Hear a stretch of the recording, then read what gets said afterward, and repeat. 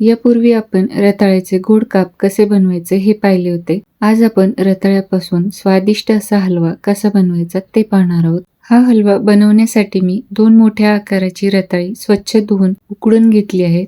दोन्ही रताळी व्यवस्थित थंड झाल्यानंतर त्याची अशा प्रकारे मी सालं काढून घेतली आहे. साल काढून घेतलेल्या रताळ्यांचे अशा प्रकारे चाकूने तुकडे करून त्यानंतर पोटॅटो मॅशरने ते मॅश करून घेतले आहे. दोन्ही रताळी मॅश केल्यानंतर हे मिश्रण 1 कप भरले आहे. आता हे मिश्रण बाजूला ठेवून देऊ आणि गॅसवरती कढईमध्ये 1 टेबलस्पून तूप गरम करून घेऊ. आता यामध्ये 10 ते 12 बदाम टाकून ते थोडेसे परतून एका प्लेटमध्ये काढून घेऊ. याप्रमाणेच 10 ते 12 काजू देखील तुपामध्ये परतून या प्लेटमध्ये काढून घेऊ. काजू व बदाम थंड झाल्यानंतर चाकूने मी त्याचे अशा प्रकारे तुकडे करून घेतले आहेत. आता ड्रायफ्रुट्स परतून घेतलेल्या तुपामध्येच मी आणखी तूप टाकून घेतले आहे. येथे मी अर्धा कप तुपाचा वापर केला आहे. आता हे रताळ्याचे मॅश करून घेतलेले मिश्रण या तुपामध्ये टाकून लो गॅस फ्लेमवरती परतून घेऊ.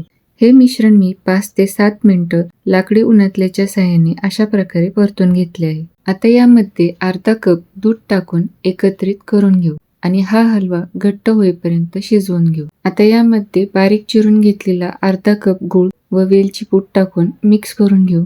गूळ टाकल्यानंतर हा हलवा मी व्यवस्थित शिजवून घेतला आहे. त्यानंतर त्यामध्ये कट करून घेतलेले ड्रायफ्रुट्स टाकून एकत्रित करून घेतले आहे. सुका मेवा टाकल्यानंतर 2 ते 3 मिनिटच हा हलवा मी परतून घेतला आहे. अशा प्रकारे स्वादिष्ट चवीचा रताळ्याचा हलवा बनवून तयार आहे. तो एका बाउलमध्ये काढून घेऊ. हा हलवा अगदी कमी साहित्यात साखरेचा वापर न करता बनवून तयार होतो. एकदा नक्की बनवून पहा. हा व्हिडिओ जर तुम्हाला आवडला असेल तर व्हिडिओला लाईक व चॅनलला सबस्क्राईब नक्की करा.